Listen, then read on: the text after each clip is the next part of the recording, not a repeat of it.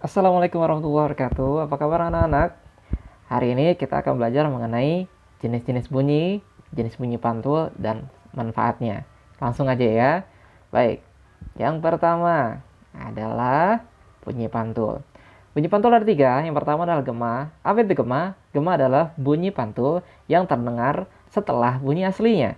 Maksudnya adalah ketika kamu bersuara atau ada sumber suara lain, lalu terdengar pantulan itu tidak bersamaan setelahnya, ada jeda beberapa detik. Contohnya kalau kamu berada di suatu tempat yang di depan kamu tuh ada dinding atau tempat yang sangat luas, ada permukaan yang kasar, yang kerasnya, sehingga akan terjadi yang namanya gema. Contohnya di dalam gua atau di sebuah lembah, di antara dua lembah gitu, ya.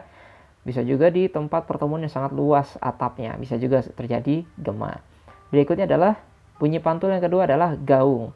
Gaung ini nama lainnya adalah kerdam. Apa itu kerdam? Adalah bunyi pantul yang pantulannya itu terdengarnya hampir bersamaan dengan bunyi asli. Kenapa ini terjadi? Sebab biasanya kerdam ini terjadi ketika kita berada di ruangan yang kecil dan permukaannya itu keras atau dindingnya itu keras sehingga terjadi bunyi pantul. Kerdam ini kadang-kadang menguntungkan, kadang-kadang juga merugikan. Nanti kita bahas ya. Contohnya kalau kita berada di ruangan yang sempit, bisa juga terjadi di bioskop atau di dalam tempat rekaman. Sehingga kadang-kadang orang mengantisipasi terjadinya kerdam dengan cara melapisi dinding-dinding ruangan tersebut dengan benda yang lembut seperti karpet atau busa. Berikutnya, kita belajar mengenai jenis bunyi. Jenis bunyi yang itu ada tiga. Yang pertama adalah audiosonik, yang kedua adalah infrasonik, dan ketiga adalah ultrasonik. Nah, untuk audiosonik sendiri, apa itu? Adalah bunyi yang jumlah getarannya antara 20 sampai 20 ribu Hz. Kita nggak bahas apa itu Hz, yang pasti adalah kita tahu bahwa bunyi adalah berasal dari benda yang bergetar. Nah, 20 sampai 20 ribu ini maksudnya adalah bunyi yang bisa didengar oleh manusia itu kalau bunyinya berasal dari sebuah getaran yang jumlah getarannya 20 sampai 20 ribu getaran per detik. Itu bunyi yang bisa dipahami oleh manusia gitu maksudnya. Jadi kalau bunyinya, kalau bunyi kucing gimana? Ya kita bisa dengar kata miau-miaunya saja, tapi kita nggak paham dia bicara apa, ya kan? Seperti itu. Berikutnya adalah infrasonik. Adalah bunyi yang getarannya kurang dari 20 Hz, kurang dari 20 getaran per detiknya. Biasanya oleh bangsa serangga yang suka bunyi krik krik krik krik, atau anjing yang menggonggong, kucing yang mengeong, sapi, gajah, kayak gitu-gitu ya. Itu adalah bunyi infrasonik. Berikutnya adalah ultrasonik. Nah, ini yang sangat umum diadaptasi oleh manusia dalam kehidupan sehari-hari. Nanti kita bahas ya. Ultrasonik adalah bunyi yang getarannya ini lebih dari 20 ribu getaran per detiknya.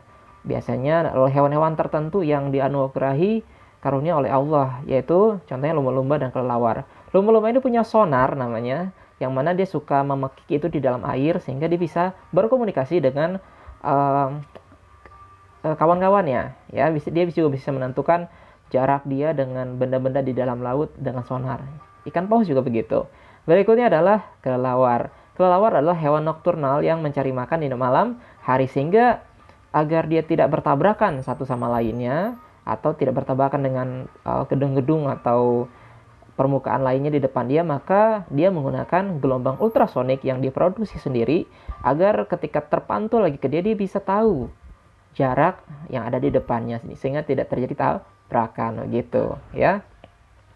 Berikutnya, manfaat bunyi. Pertama ini. Nah, ini mengukur kedalaman laut, mengukur panjang lorong gua, mendeteksi cacat pada logam. Ini menggunakan manfaat bunyi yaitu ultrasonik gitu ya. Jadi ilmuwan setelah menemukan ada ultrasonik nih, sehingga manusia menciptakan sebuah alat yang bisa mengukur kedalaman laut. Jadi dari atas kapal itu dipancarkan gelombang ultrasoniknya ke dalam laut.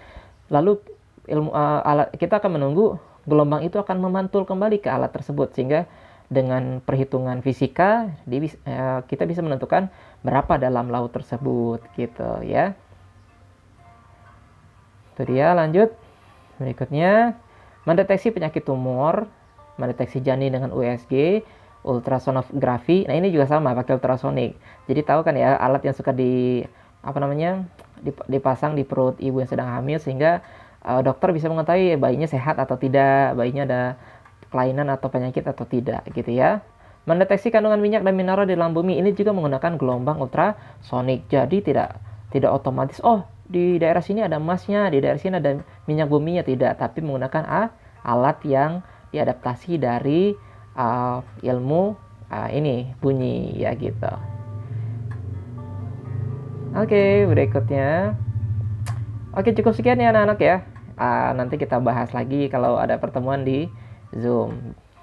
Assalamualaikum warahmatullahi wabarakatuh. Selamat belajar.